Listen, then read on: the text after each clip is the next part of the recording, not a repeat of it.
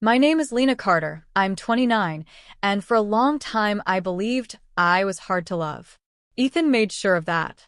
We met in a coffee shop in Seattle, one of those gray sky mornings when everything smells like rain and espresso. I was hunched over my laptop finishing a presentation for an architecture firm, and he asked if the seat next to me was taken. He had that soft-spoken confidence people instantly trust.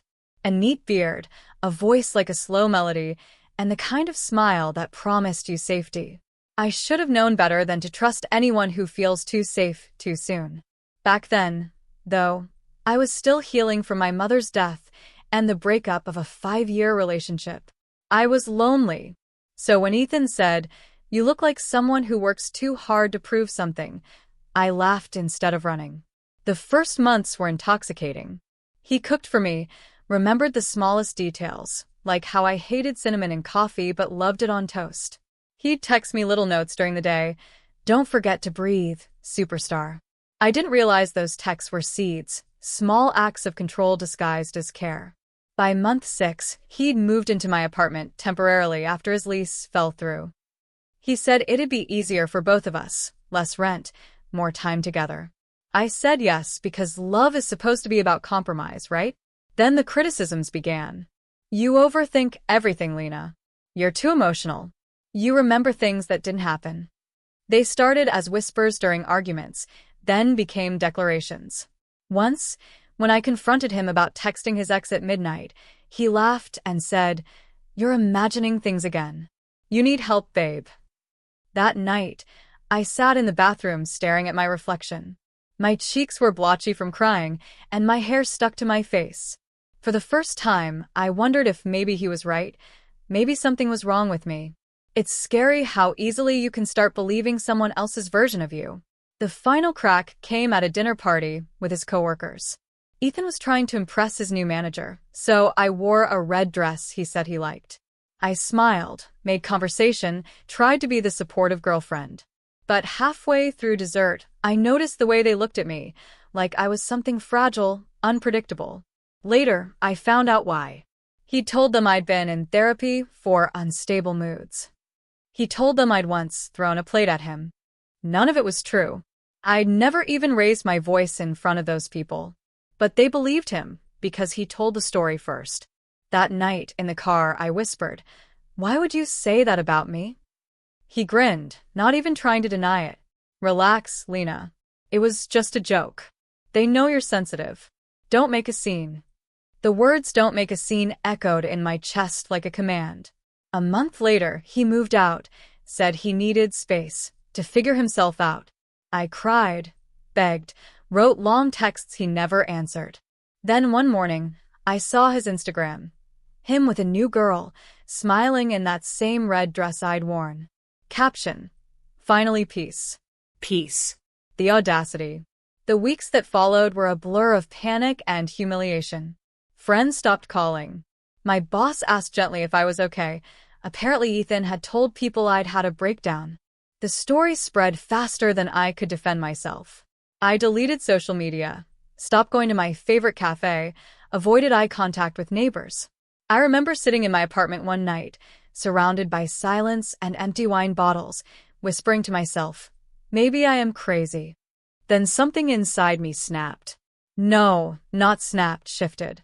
I realized I'd handed Ethan the pen and let him write my story. That night, I decided to take it back. It started small. I went to therapy not because he was right, but because I needed someone unbiased to help me rebuild my sense of reality. My therapist, Dr. Klein, told me, "Gaslighters rewrite history to keep you disoriented. The fact that you're questioning your sanity means you still have it." That line became my anchor. I journaled every day, recording memories, dates, what was said and done. The more I wrote, the clearer the fog lifted. I found evidence of my own strength, emails, messages, projects I'd let at work while he claimed I was too unstable to focus. By spring, I was functioning again, still hurting but functioning. Then, almost a year later, the universe decided to hand me a plot twist. It was a Tuesday morning. I was in my office reviewing blueprints when my phone buzzed. Unknown number. The email preview read, Reference request for Ethan Miller. For a second, I thought it was a prank. Then I opened it. It was from Jordan West, director at Raven Dynamics, a sustainability architecture firm in Portland. Apparently, Ethan had applied for a senior design position and had listed me as a professional reference. I actually laughed out loud. The audacity was cosmic. I read the email 3 times, half expecting hidden cameras. My coworker Jenna peeked over and asked why I was grinning like I'd just won the lottery. I told her, "Oh, just karma sending me an invitation." That night, I couldn't sleep. I kept picturing Ethan's smug face, remembering how he'd made me question my mind, my worth, my truth. I thought about ignoring the email. I thought about writing back something polite, detached, professional. But then I thought about every time he'd said, "No one will ever believe you." Maybe it was time someone did. I didn't rush my response. Instead, I spent days drafting it like an architect designs a house, measured, precise, with hidden steel beneath the surface. I wasn't going to lie. I wasn't going to curse him out or stoop to his level. I was going to build my truth, brick by brick, until it stood taller than his lies. But before I sent it, I wanted to know who this Jordan West really was. A quick search showed he was new in the company, known for valuing honesty and emotional intelligence in leadership hires. In interviews, he talked about toxic management and psychological safety at work. The irony was almost poetic. As I sipped my wine and stared at the blinking cursor, I whispered, "All right, Ethan. You wanted a reference? Let's build one you'll never forget." I must have stared at that blinking cursor for an hour, replaying every lie Ethan had told about me. Then I started typing. To Mr. Jordan West. Thank you for reaching out regarding Ethan Miller's application. I worked alongside him for 2 years on residential sustainability projects at Archer Design Group, where we shared both professional and personal overlap. You asked for an honest assessment of his professional integrity, communication, and teamwork. I'll answer as clearly as I can. I stopped, hands trembling. Not from fear, but from the rush that comes when you finally reclaim power. I wasn't out to destroy Ethan. I was out to tell the truth. The next lines flowed like confession and justice mixed together. Ethan is talented and charismatic, often persuasive in meetings and confident with clients. However, his leadership style sometimes relies on manipulation rather than collaboration. He's highly protective of his image, occasionally at the expense of others' credibility. I encourage any future employer to evaluate not only his portfolio, but also his ability to foster a psychologically safe team environment. No lies. No exaggeration. Just carefully chosen truth. I reread it 5 times. It was factual, restrained, and still carried the weight of everything he'd done to me. But something was missing, the heartbeat. The part that would make Jordan stop and think. So I added one more paragraph. On a personal note, I learned from my experience with Ethan the importance of emotional honesty in the workplace. Words hold power, they can build or break people. I'm confident you'll see his technical abilities. I just hope you also look for the humility that turns skill into trust. That was it. My mic drop moment wrapped in professionalism. I signed it, attached my contact info, and saved the draft. Then I didn't send it. Not yet. Because part of me still feared him. Gaslighters leave you with phantom guilt. You keep asking yourself, am I being too harsh? Am I crazy again? That night, I walked around my apartment in circles. My cat, June, followed me like a tiny therapist. The city lights flickered through the blinds, painting stripes across my living room wall. I opened a bottle of Pinot and whispered to myself, "You owe him nothing." I finally hit send at 1:47 a.m. For the first time in 2 years, I slept through the night. The next morning, I woke up lighter. My body felt foreign without the usual knot in my stomach. I made coffee, turned on some Phoebe Bridgers, and tried not to obsess. By noon, an email arrived. "Thank you, Lena, for your candid response. Your insights were valuable. Would you be open to a short phone call?" My heart stuttered. A phone call? I hesitated, then typed yes, of course. At 3 p.m., my phone rang. "Hi, Lena. This is Jordan West," a calm, deep voice said. I just wanted to thank you personally. Your letter stood out. It was thoughtful, professional, and refreshingly honest. I exhaled. Thank you for saying that. He continued, I have to ask, you mentioned psychological safety. That's something we're serious about here. Without prying, was that drawn from experience working with Ethan? The question was gentle, but I felt the weight behind it. I paused. Let's just say I learned that charm isn't the same as integrity. And sometimes, people build their reputations by tearing down others. Jordan was silent for a beat. Then, understood. That aligns with some feedback we've heard. He didn't elaborate, and he didn't have to. I could feel it. Ethan's mask was cracking. We ended the call cordially. He thanked me again, said they'd be in touch if they needed clarification. I hung up, heart racing. I thought that was the end of it. It wasn't. A week later, I got another email from Jordan again. We decided not to move forward with Ethan Miller's application. Your feedback helped us make an informed decision. Thank you again for your integrity. I read that line 10 times. Then I laughed, loud, real, body-shaking laughter that scared June off the couch. I wasn't celebrating his failure. I was celebrating my freedom. He hadn't just lost a job, he'd lost control of the story. But karma wasn't done yet. 2 days later, my phone buzzed again. This time, it was an unknown number with a familiar area code. I ignored it. It rang again. Then a text appeared. You couldn't just let it go, huh? Ethan. I stared at the screen, pulse quickening. I hadn't heard from him in over a year. Another text followed. You always have to play the victim. You ruined a major opportunity for me. Hope you're happy, Miss Unstable. The old fear clawed at me, but it didn't win. I typed back. All I did was tell the truth, Ethan. If the truth ruins your opportunities, that's not on me. Then I blocked him. That simple act felt like closing a door I'd been holding open out of habit. Over the next few weeks, small victories piled up.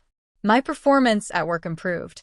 I was chosen to lead a new design project for a women's community center, a place meant to empower survivors of emotional abuse. I hadn't even mentioned my past to the board, but somehow the universe aligned that way. During one of our planning sessions, I told the team, architecture isn't just about walls and windows, it's about spaces that make people feel safe again. As I said it, I realized I was talking about myself too. I was building my safety from the ground up. Then came the twist I didn't see coming. One afternoon, as I was packing up my laptop, my boss poked her head into my office. You have a visitor, she said, eyes wide. Ethan was in the lobby.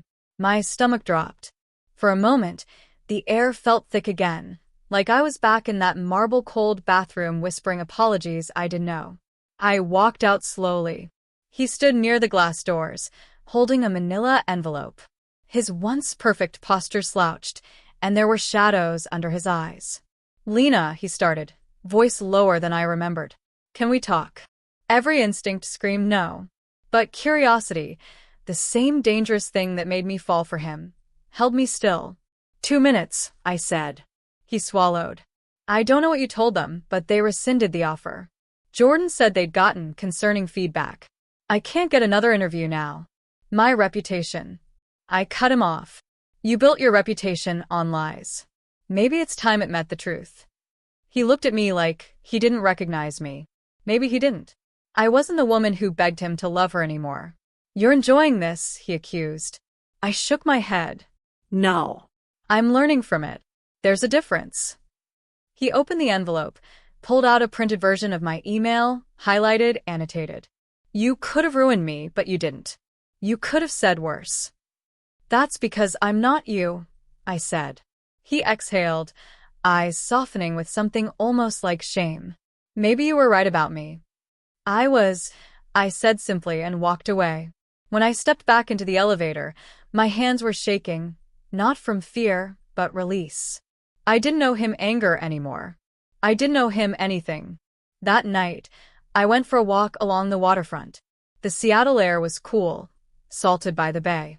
I sat on a bench, watching the ferries move across the dark water, and thought about how justice doesn't always look like revenge. Sometimes it looks like peace arriving quietly after years of chaos. Still, I couldn't help but smile when I thought of that email chain, me reclaiming the story he'd stolen.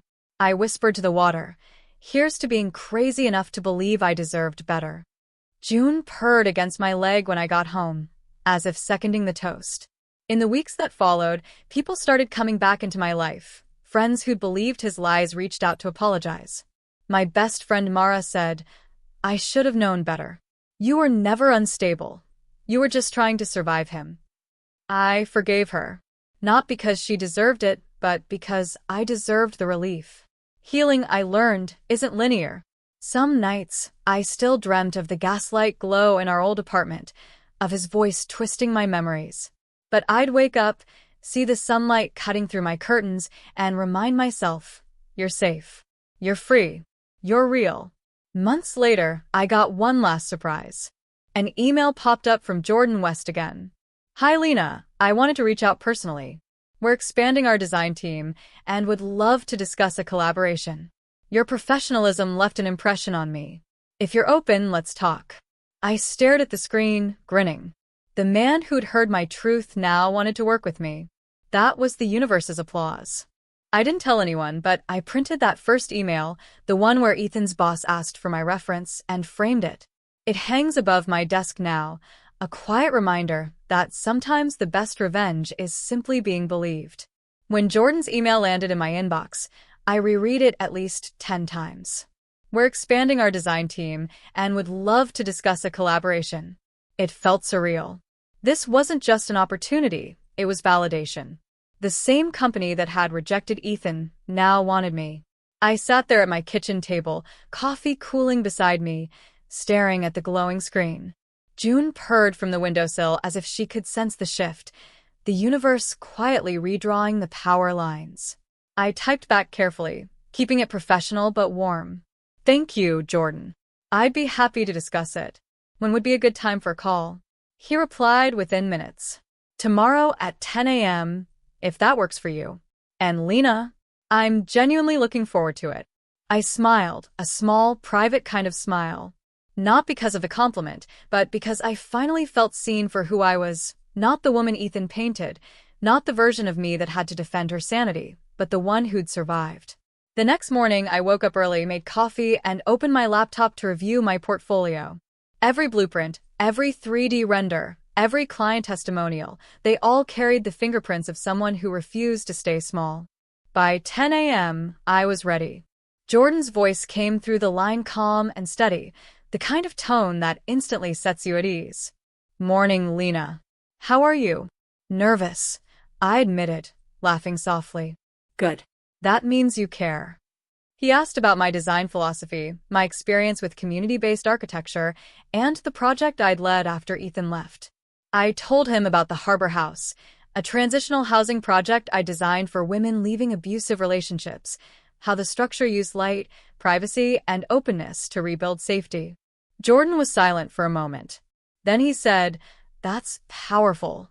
You don't just build spaces, you build healing." No one had ever described my work like that. I felt my throat tighten. That's what I try to do. We talked for almost an hour, not just about design, but about integrity, empathy, and how architecture can shape behavior. When the call ended, he said, "We'll send over a collaboration proposal. I think this is going to be the start of something meaningful." When I hung up, I exhaled. Not relief, expansion. Within a week, the contract arrived. Raven Dynamics wanted me to consult on a green redevelopment project in Portland, restoring an old textile factory into a wellness and innovation hub. It was ambitious, sustainable, and deeply human-centered, everything I dreamed of working on. I signed it that same night. When I told Mara, she screamed into the phone, "Lena, do you realize what this means?" I laughed. "Yeah. The company that dumped Ethan wants to work with me. Feels poetic." She grinned through the line. "Poetic? Girl, it's divine justice wearing a hard hat." By the time I arrived in Portland for the kickoff meeting, I'd already seen my name printed on the project brief, lead design consultant, Lena Carter. The sight of it made something in me settle, like a puzzle piece finally snapping into place. Jordan met me in the lobby, tall, late 30s, kind eyes, flannel shirt under a tailored jacket. Not the stiff corporate type I'd imagined. "Lena," he said with a genuine smile, shaking my hand. "Glad you made it." The office had high ceilings, exposed brick, and the faint smell of cedar. Minimalist but warm, the kind of space that said we care about ideas here. As we walked through the studio, he introduced me to his team. "Everyone, this is Lena Carter. She's joining us on the Portland Wellness Hub." I caught a few familiar names on the whiteboard: sustainability engineers, interior designers, brand consultants. But one name froze me mid-step. E. Miller. For a moment, I couldn't breathe. No, it couldn't be. Jordan noticed my pause. "Oh, that's Evan Miller, one of our landscape designers. Any relation to the Ethan Miller you mentioned?" I forced a smile. Thankfully, no. Inside, my heart thudded. For a split second, I thought fate was playing a cruel joke, but no, this was just another reminder that the world is full of Millers. Ethan wasn't special anymore. And somehow, that realization felt like another small victory. The next few months were a blur of design sessions, site visits, and late-night brainstorming over takeout. I felt alive again, respected, trusted, heard. Jordan became both mentor and friend. He had this quiet way of challenging my ideas without making me feel small. Sometimes, during lunch breaks, we talk about leadership styles and how companies fail when they reward charisma over character. One afternoon, as we walked through the construction site, he said, "You know, that reference letter you wrote, it taught me something about discernment. You didn't tear him down, but you still told the truth. That's rare." I smiled. I used to think being honest would make me seem bitter. But now I think it's the only way to be free. He nodded. "Truth is the cleanest form of revenge, isn't it?" I laughed. Exactly. By winter, the project made headlines in local media. Raven Dynamics launches Portland's first emotional wellness architecture hub. The article quoted me directly. "Design can heal what manipulation destroys." When I saw those words printed online, I froze. Because 2 years earlier, Ethan had told me, "You're not cut out for leadership, Lena. You're too emotional for this field." And now my so-called emotions were literally headlining a national design piece.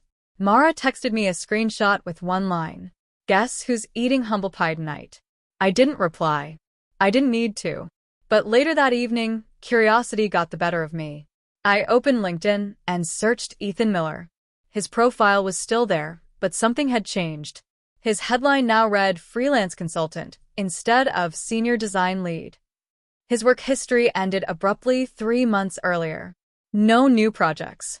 No endorsements. Just a string of vague motivational posts about resilience after betrayal. I stared at the screen for a long minute, not gloating, just absorbing the symmetry of it all. He had tried to erase me. Now life was erasing him. In early March, Jordan invited me to present at a leadership workshop hosted by the company, Women in Sustainable Design. I almost said no. Public speaking still terrified me. But he insisted, "People need to hear your story, not the details, just the message." So I did it. Standing at the podium in front of 100 faces, I told them. Someone once told me I was too emotional to be taken seriously. That emotions made me unstable. But here's what I've learned. Emotion isn't weakness. It's data. It's the proof we care. And caring is what keeps us human in a world that rewards indifference. Applause thundered through the room. Some women were tearing up. I saw Mara in the front row mouthing, "That's my girl." When I stepped down, Jordan pulled me aside and said quietly, "That was brave." I smiled. It was overdue. After the event, we all went out for drinks. It was one of those crisp, chilly nights where the city feels alive. Someone ordered champagne to celebrate the project's milestone. Glasses clinked, laughter spilled, and I found myself laughing too, not the polite kind, but the kind that starts deep in your chest and surprises you with how genuine it feels. Halfway through the evening, Jordan leaned closer. "You've rebuilt everything he tried to break." I looked at him, eyes soft. "Not everything. Some pieces I left broken on purpose. They remind me where I came from." He nodded like he understood. Then they're part of your foundation now. The poetic revenge wasn't in destroying Ethan. It was in becoming untouchable by his lies. Because every success, every quote, every award, they whispered the same truth he'd tried to silence. She was never crazy. She was right. A few months later, Mara texted me out of the blue. You're not going to believe this, but Ethan's applying for a junior role at a firm my cousin works at in Chicago. Small world, huh? I laughed. The universe really loves reruns. She replied, you should warn them. But I didn't. I'd already told my truth once. That was enough. By the time spring came, the Portland project was complete. During the ribbon-cutting ceremony, I stood beside Jordan as the mayor gave a short speech about innovation meeting empathy. Cameras flashed, reporters scribbled, and I felt something close to peace. Not triumph, just stillness. When it was my turn to speak, I said, we don't always get to rewrite the stories others tell about us. But we can outlive them, outgrow them, and outshine them. The crowd applauded, but I wasn't speaking to them. I was speaking to the ghost of the girl who once begged a man to believe her. She finally believed herself. That night, I stood alone in the finished atrium. Glass ceiling, gentle lighting, the hum of new beginnings. My reflection shimmered faintly on the polished floor. I whispered, you did it. And for once, the voice in my head didn't argue back. I didn't realize how much strength looked like calm until the day I stopped checking Ethan's social media. For months, I had this obsessive routine: wake up, make coffee, scroll through his LinkedIn or Instagram to see what conference he was bragging about next. He posted selfies with his new girlfriend, Allison, that perfectly polished marketing smile, same blonde hair he used to say was his type. Sometimes, I'd catch a flicker of bitterness in myself, wondering if she knew what kind of liar he was. But by that spring, my mornings looked different. I was meeting clients, walking through job sites with Jordan, and sketching floor plans with deadlines that kept me grounded. My phone stopped being a weapon. My silence was starting to sound like peace. Then the universe decided to make things interesting. One Thursday afternoon, Jordan walked into my office holding a glossy portfolio. He looked unusually amused. You're not going to believe this, he said, placing the folder on my desk. I raised an eyebrow. What's that? New project proposal from a firm in Seattle. They're bidding for collaboration on the Green River complex. Okay, and he smirked. You might recognize their lead designer. I flipped the first page. And there it was, Ethan Marshall, senior design consultant, Weston and Parks Architecture. My stomach dropped, not out of fear this time, but disbelief. The man who once told me I'd never work in this industry again was now trying to collaborate with my firm on a multi-million-dollar project. Oh, this is too good, Jordan muttered, leaning back in his chair. Should I reject it, or let you have some fun? For a moment, I said nothing. My pulse was steady in that eerie, controlled way you get before doing something you'll remember forever. No, I said quietly. Let's hear them out. Jordan raised an eyebrow. You're sure? Absolutely. Let's keep it professional. The next week, we sat in the conference room, the big glass windows framing the skyline. Jordan and I were reviewing blueprints when I heard the door open. And then, that familiar voice, too smooth, too self-assured. Hey, I hope we're not late. I looked up. Ethan stood there in a tailored suit, a forced smile on his lips. The color drained from his face when he saw me. His new boss, a woman named Margaret, walked beside him, extending her hand warmly. Hi. You must be Lena Collins, she said. I've heard great things about you. We're excited about this partnership. I shook her hand with a practiced smile. Likewise. Ethan's eyes darted between us, his composure cracking. He mumbled something about not realizing we'd be working with his firm, and Margaret laughed it off, completely unaware of the history simmering under the polished table. During the presentation, he fumbled twice. His ideas, once the only thing I admired about him, suddenly seemed hollow. Every time he glanced at me, I met his eyes without flinching. I could feel Jordan's quiet amusement beside me.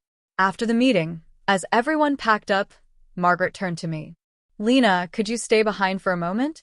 I actually wanted to talk to you privately. Ethan froze. Oh, I'll wait outside.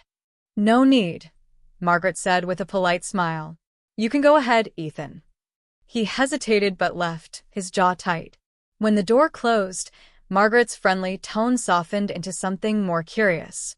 I know this might sound odd, she said carefully, but before I joined Weston and Parks, I heard a few rumors about your previous collaboration with Ethan. You don't have to answer, of course, but would you be comfortable giving me an honest professional reference?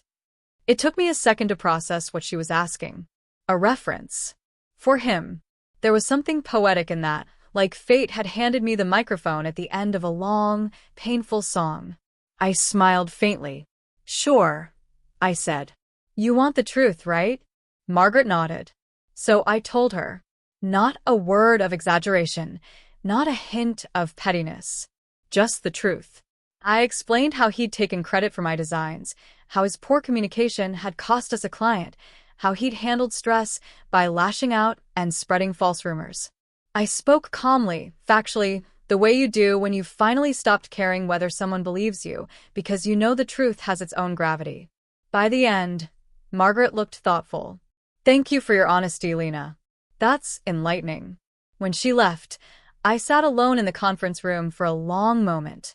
The city outside looked almost cinematic, glass towers catching the late afternoon light, traffic humming like background music.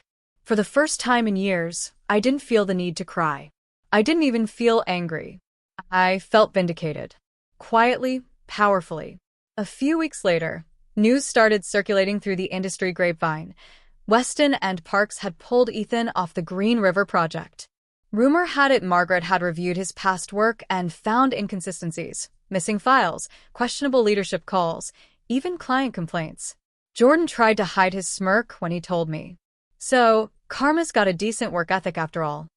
I laughed, a real, unforced laugh that surprised even me. But what surprised me more was how little I cared about him anymore. His downfall wasn't my victory. It was just balance. What mattered was how my own world was expanding. Jordan and I presented our new designs for Green River that summer. The city council loved them. We were featured in a regional architecture magazine, and my inbox overflowed with new opportunities. The firm doubled its client base. At the launch event, surrounded by models, renderings, and proud colleagues, I caught myself thinking of the girl I used to be, the one sitting on her apartment floor, crying into coffee, believing a man's opinion defined her worth.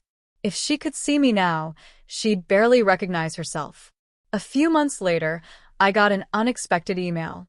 Subject: apology, if that still means anything. It was from Ethan. I stared at it for a while before opening it. The message was long, rambling, the kind of apology that tries to sound noble but bleeds guilt between the lines. He admitted he'd lied about me being unstable to protect his job after the breakup. Said he'd been immature, that I didn't deserve that. He wrote that losing his reputation had been a wake-up call. At the end, he added, I know I can't undo what I did, but I wanted you to know I'm sorry. For everything. For a minute, I sat there, reading it over and over. Once, I would have crafted a furious reply, something sharp and satisfying. But that version of me no longer needed to be heard. Instead, I wrote back, I accept your apology. I hope you learn from it. Then I hit send and closed the laptop. No fireworks. No triumphant music. Just peace, that quiet, steady peace that comes from realizing the person who hurt you no longer controls your story. That night, I met Jordan and a few friends for dinner. We toasted to new projects, new beginnings. When someone brought up Karma again, I smiled but said nothing. Because by then, I knew the best revenge isn't destruction. It's becoming untouchable. The restaurant lights reflected off the window, and I caught my own reflection, older, wiser, unshaken. I thought of everything I'd lost because of Ethan's lies, and everything I'd gained because I chose not to let them define me. And for the first time in a long, long while, I finally felt like I'd won. By the end of that year, my life had shifted in ways I couldn't have imagined. The Green River Project wasn't just another line on my resume, it became a symbol. People in the architecture community started referring to it as the comeback. The girl who was supposedly too emotional, too unstable, had designed one of the most talked-about sustainable complexes in the Pacific Northwest. I'd see my name in trade magazines, next to words like visionary and resilient leader. Every time, it felt surreal. There was a time when I couldn't even look in a mirror without hearing Ethan's voice whispering that I'd ruin my career. Now, my voice was the one being quoted in articles about innovation and perseverance. Jordan once joked, "If this keeps up, you'll need security at your keynote speeches." I laughed. I'd settle for a day off. But deep down, there was pride, the kind that comes from rebuilding yourself piece by piece with no one's permission. The turning point came the following spring when I got an invitation to speak at an Industry Women in Design conference in Los Angeles. The theme was integrity and influence in modern architecture. When I first read it, I almost laughed at the irony. If someone had told me 2 years earlier that I'd be giving a talk about integrity after being labeled unstable, I'd have rolled my eyes. But now it felt like the most fitting full circle. I spent weeks preparing. My talk wasn't just about buildings, it was about people, the unseen structures we build inside ourselves after betrayal. The night before the event, I stood by my hotel window overlooking downtown LA, the skyline glittering like possibility itself. I thought about how far I'd come and how little of that journey had anything to do with Ethan anymore. Or so I thought. The next morning, I walked into the conference hall, nerves buzzing under my blazer. It was a sea of faces, designers, entrepreneurs, students. Somewhere in the crowd, cameras clicked. Halfway through the lineup, one of the coordinators approached me backstage. "Lena? You'll be on right after the Weston and Parks panel. They're presenting on sustainable urban integration." I froze. "Wait, Weston and Parks? As in?" "Yeah," she said cheerfully. "Their lead consultant, Ethan Marshall, is speaking." For a second, all the air left my body. Out of thousands of conferences, it had to be this one. I peeked through the curtain, and there he was, standing under the spotlight, looking composed but thinner, like life had taken a few bites out of his confidence. He was gesturing toward a slideshow, talking about environmental empathy, a term he'd probably lifted from someone else. And then something strange happened. I didn't feel anxious. I didn't feel angry. I just felt done. Watching him up there, selling the same kind of hollow charm that once fooled me, I realized I had already won. Quietly, thoroughly, completely. When it was my turn, I stepped onto the stage. The lights were bright, the applause warm. "Good morning," I began. "My name is Lena Collins, and I want to talk about what integrity looks like when no one's watching." The room went silent. I could see heads tilt, pens hover above notepads. I told them about my early years, the collaborations, the projects, and yes, the mistakes. But I also spoke about something most people in our field avoid, how personal betrayal can bleed into professional identity, how easily a rumor, a whisper, a single malicious lie can fracture a woman's credibility. I didn't say Ethan's name.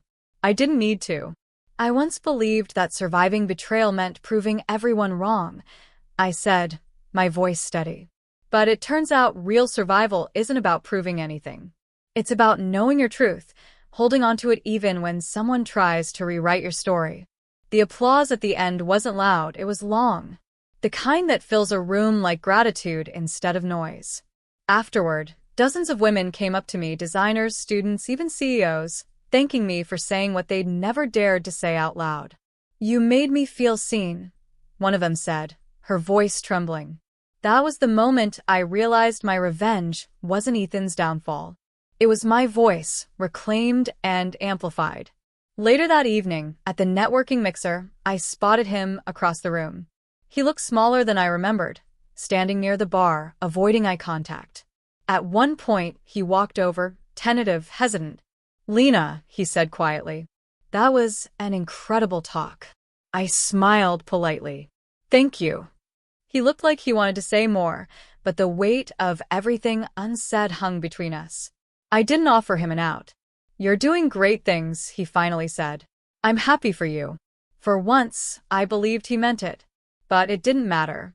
I didn't need his validation. You should be, I replied gently. Because I am. Then I turned away to greet another guest, and that was that. The last conversation we'd ever have. When I got home to Seattle, Jordan was waiting at the office with takeout and champagne. To new beginnings, he said, clinking his glass against mine.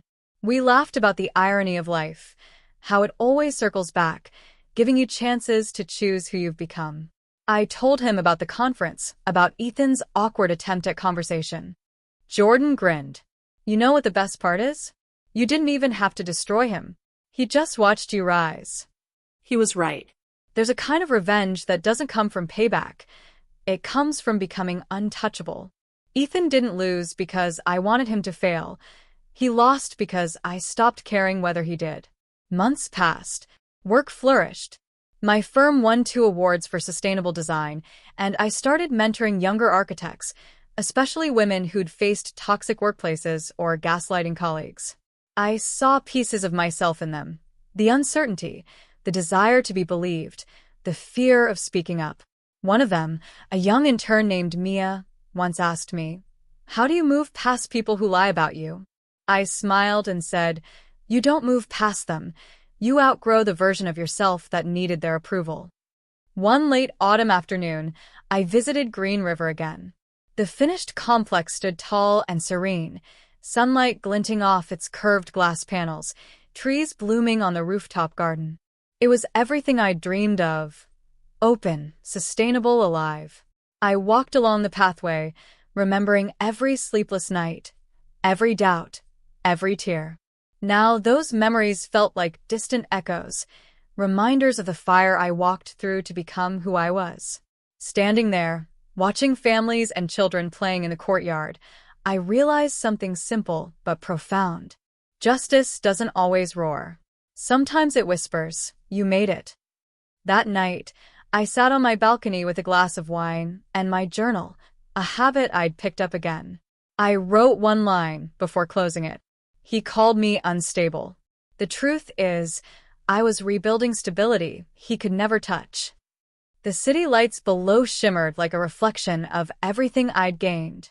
Not revenge, not validation, just peace. And in that peace, I found something I'd been missing all along, myself. The first real snow of the season blanketed Seattle the morning I got the call that would change everything. I was at the office early, wrapped in a thick scarf, nursing my first coffee when my assistant knocked on the door.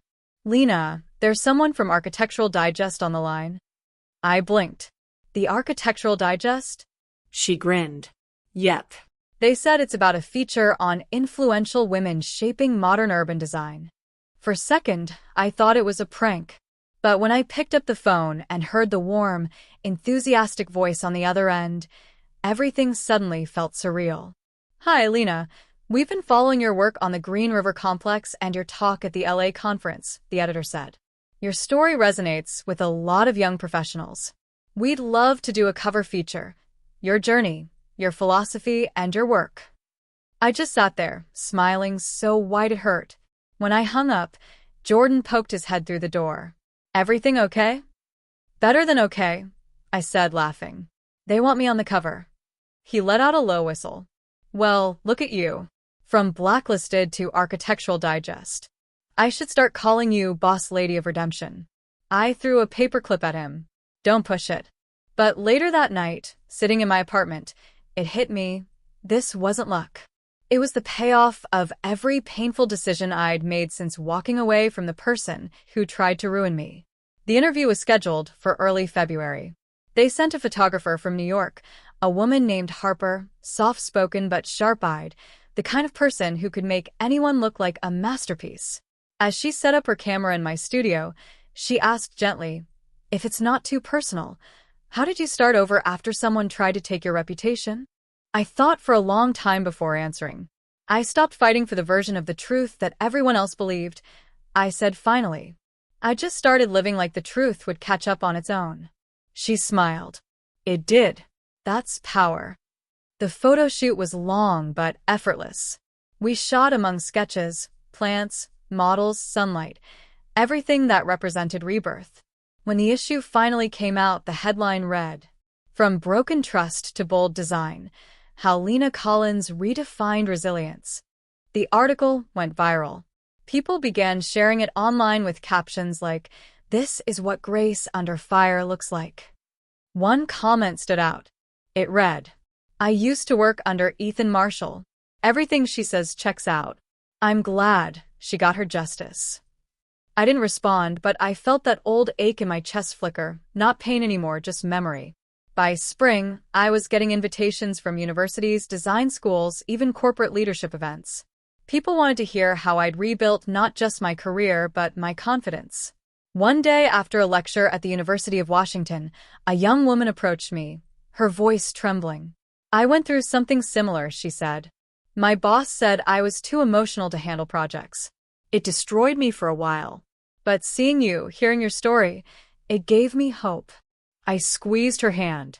"You don't have to be emotionless to be strong. You just have to survive long enough for your story to change." Walking out of that hall, I realized what my purpose had become. The revenge was done. The healing had taken root. Now it was about legacy. That summer, I got a call from a nonprofit organization called Women Build Forward. They were launching an initiative to support women architects who'd been silenced, harassed, or blacklisted in their early careers. They wanted me to be a co-founder. I didn't even hesitate. We started small workshops, mentorship circles, funding small design projects. But soon, companies began donating, universities offered scholarships, and within a year, Women Build Forward had grown into a national movement. We even got coverage from CNN Business. Former architect overcomes smear campaign. Now she's helping others rise from professional betrayal. The irony was never lost on me. Every lie that was meant to destroy me had become a brick in the foundation of something unbreakable. One evening, after a long board meeting, Jordan and I went for dinner by the pier. The sunset painted the sky in streaks of gold and coral. He raised his glass. "To poetic justice, and to you, Lena, for turning pain into a damn blueprint." I smiled. "To resilience. And maybe a little revenge." He laughed. "You still think about him sometimes, don't you?" I hesitated, then nodded. "Not in anger anymore. Just curiosity. I wonder if he ever really understood what he did." Jordan leaned back. "Doesn't matter. You did. That's why you're here, and he shrugged. Wherever he is." As if summoned by fate's irony, I found out exactly where he was a few weeks later. A client from New York flew in to discuss a new project. Over lunch, he casually mentioned, "I almost worked with this guy a while back, Ethan Marshall, I think. Total disaster. Got caught falsifying invoices or something. Shame, he had potential." I froze for a second. "Oh, Yeah. he's consulting independently now, I think. Lost a lot of clients." The client didn't notice the flicker of emotion that crossed my face, but Jordan did. He glanced at me, as if asking silently, "You okay?" I nodded. "I am," I said quietly. And I meant it, because for once, hearing about his downfall didn't thrill me. It didn't hurt me either. It just was. Like a chapter in a book you've already finished reading. By autumn, my life had taken on a rhythm, steady, creative, fulfilling. I started spending weekends hiking, painting again, even dating casually. Then came someone unexpected, Eli. He was an environmental engineer we'd collaborated with on a coastal restoration project. He was kind, funny, patient, everything Ethan wasn't. The first time he asked me out, I almost said no. Trust had become a foreign language. But he didn't push. He just smiled and said, "It's okay. We can just grab coffee and talk about bad clients instead." Coffee turned into dinner. Dinner turned into weekend drives. He never tried to fix me, never made me feel like I had to prove my worth. And that, somehow, was the most healing thing of all. One night, sitting on my balcony with him, I told him everything, the rumors, the heartbreak, the redemption. He listened without judgment. When I finished, he took my hand and said softly, "What he did says everything about him. What you did after says everything about you." I didn't cry, but something inside me finally unclenched. For the first time, I felt like I could love again.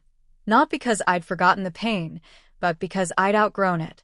A few months later, Women Build Forward hosted its first national conference in San Francisco. I stood on stage before hundreds of women, journalists, and industry leaders, looking out at a crowd filled with stories like mine. This movement isn't about revenge, I said. It's about rewriting the narrative. About saying, you can't erase us with lies. Because integrity doesn't just survive, it evolves. As the applause rolled through the hall, I caught Jordan's proud grin in the front row, Eli's gentle nod beside him. And in that moment, I realized something profound. My story had started with betrayal, but it no longer belonged to pain. It belonged to purpose. Later that night, after the event, Eli and I walked by the pier lights. The air was cool, the ocean restless. He wrapped his arm around me and said, "You know, there's something poetic about all this." "What's that?" I asked. "You built a whole legacy from a lie someone told about you." I smiled, gazing out at the water. Maybe that's what architects do best. We build beauty from brokenness. He kissed my temple softly. And you, Lena Collins, built an empire from the ashes. When I think back to that day in the cafe, the one where Ethan's new boss asked for my reference letter, I can't help but marvel at the symmetry of life. It was as if the universe, after watching me crumble, had quietly started rearranging the pieces in my favor. What Ethan had once used to destroy me had become the very thing that exposed him. I didn't need to plot revenge. Life had been doing it on my behalf all along. But that didn't mean it was easy to watch. 2 weeks after Ethan's HR scandal broke, my phone buzzed with a message from an unknown number. "Ethan, Lena, I know you probably hate me, but I need to explain." I stared at the message for a long moment, my thumb hovering over delete. A few months earlier, that text would have sent me spiraling, heart racing, hands trembling, desperate for answers. But now I just felt steady. Still, a small part of me was curious. Closure wasn't something I expected, but maybe it was time to face him. Me. "I'll meet you tomorrow. 1 hour. That's all." We met at a quiet park downtown, the kind with benches overlooking a small pond and trees shedding the last of their golden leaves. He looked older, not in years but in weight, like life had been sitting heavy on his shoulders. "Thanks for coming," he said softly. I nodded, saying nothing. The wind carried the faint scent of damp earth and coffee. "I lost everything, Lena," he continued, voice cracking slightly. "The company suspended me. My reputation's trashed. I can't even get interviews." I wanted to feel sorry for him, and maybe a small part of me did. But mostly, I felt a quiet kind of satisfaction, not from his pain, but from finally seeing the truth uncovered. "You lied," I said, my tone calm, almost detached.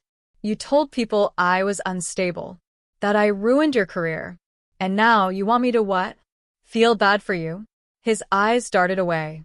"It wasn't supposed to go that far. I panicked when you left. I thought if I made you look bad, I'd look better." I let that sink in. The simplicity of his confession, selfishness wrapped in cowardice. "Ethan," I said finally, you didn't just make me look bad. You broke me. You made me question my mind, my worth, my sanity. And for what? To feed your ego." He looked up, guilt heavy in his eyes. "I know. I'm sorry. But apologies, I'd learned, don't erase damage. They just acknowledge it." "I don't hate you," I said, surprising even myself. "I used to, but not anymore. You don't deserve that space in me." His mouth opened slightly, like he wanted to argue, but I stood up before he could. "I hope you figure yourself out," I said. "But I'm done cleaning up after you." And with that, I walked away. That night, as I sat in my apartment with a mug of tea and soft jazz humming through the speakers, I felt something shift, not a dramatic movie-style revelation, but a quiet unburdening. Forgiveness, I realized, wasn't about letting him off the hook. It was about letting myself breathe again. A few months later, my firm launched a major project, a partnership with a national housing nonprofit. Jordan insisted I take the lead. "Lena, This is your baby, he said, sliding the files across my desk. You've earned this. I smiled, heartful. The project was close to home, literally. We were designing affordable housing in the same part of the city where I'd grown up. During one site visit, a woman approached me. Her name was Karen, a single mom raising 2 kids in a cramped apartment. She told me how much this project meant to her. You have no idea, she said, gripping my hand. People like you give us hope. For a moment, my throat tightened. People like me. A year ago, I was the woman everyone whispered about, the one branded unstable, unfit, unwanted. Now, I was standing in the middle of a construction site, hard hat on, blueprint in hand, building homes, building futures. It was during that project that the final piece of poetic justice unfolded. One afternoon, I got a call from a hiring manager at a design consultancy. Hi, Lena, she said warmly. We're vetting a candidate who listed you as a past collaborator, Ethan Ross. Mind sharing your experience working with him? I paused. My instinct wasn't anger anymore. Just clarity. I'd be happy to, I said. I told her the truth, that he was talented but prone to manipulation, that he often took credit for others' work, that I wouldn't recommend him for a leadership position. No embellishment. No revenge. Just facts. The manager thanked me. A week later, word got around that Ethan didn't get the job. Jordan joked about it later. Guess karma has a good sense of timing. I smiled. Karma always knows the schedule. Months rolled into a year. Life began to bloom again, not the same as before, but stronger, quieter, more intentional. I started teaching part-time at a local design college, mentoring young architects. Every time I saw one of my students struggle with confidence or self-doubt, I saw a bit of my younger self, desperate for validation from the wrong people. One afternoon, a student named Emily stayed after class. Miss Thompson, she said nervously, can I ask you something? How do you keep believing in yourself when people try to break you down? I smiled, remembering all those nights crying on my apartment floor, wondering if I was the problem. You don't wait for them to stop, I said. You learn to hear your own voice louder than theirs. She nodded, tears glimmering in her eyes. After she left, I sat at my desk, staring at the late afternoon sunlight streaming through the window. And I realized that was it. That was my victory. Not revenge. Not vindication. Resilience. The night of our project's grand opening, the city's skyline shimmered like a promise. The mayor gave a speech, Jordan raised a toast, and cameras flashed as families walked through their new homes for the first time. When it was my turn to speak, I looked out at the crowd, hundreds of faces, each carrying their own story of pain and perseverance. I used to think strength meant never breaking, I said into the microphone. But I've learned that strength is breaking, and then rebuilding yourself with the pieces that mattered most. The crowd clapped. Some people cried. And as I stepped down from the stage, a little girl ran up to me. She couldn't have been more than 8, holding her mom's hand. Are you the lady who made the houses? She asked shyly. I knelt down and smiled. I helped ya. She grinned. I want to be like you when I grow up. And right there, that was the moment every scar, every sleepless night, every tear found its purpose. A week later, I got a letter in the mail. No return address. Inside was a short note. I'm leaving town. I wanted to thank you for meeting me that day. You were right. I need to fix myself. I'm sorry again. I folded it quietly, set it in my desk drawer, and never looked at it again. Sometimes, late at night, I still think about the girl I used to be, the one crying in her car, the one believing she was broken because someone told her so. I wish I could reach back through time, hold her hand and whisper, "You're not crazy. You're just in the wrong story." Now, I know better. I rewrote the story. And in my version, the woman doesn't stay silenced.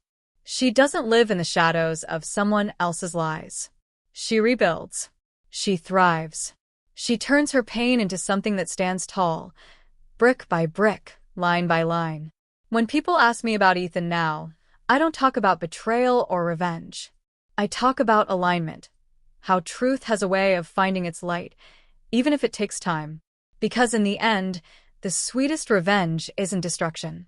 It's success so radiant, so undeniable, that it silences every rumor, every doubt, every whispered lie. And if Ethan ever stumbles across one of the articles about the community project, if he ever sees my face on the news, standing beside families whose lives we changed, I hope he understands that he didn't destroy me. He refined me. I sip my coffee on the balcony of my apartment, overlooking the city lights, and smile to myself. The air smells like rain and freedom. I think of all the times I begged the universe to give me justice, and now I realize justice isn't always loud. Sometimes it's quiet. Sometimes it's just peace.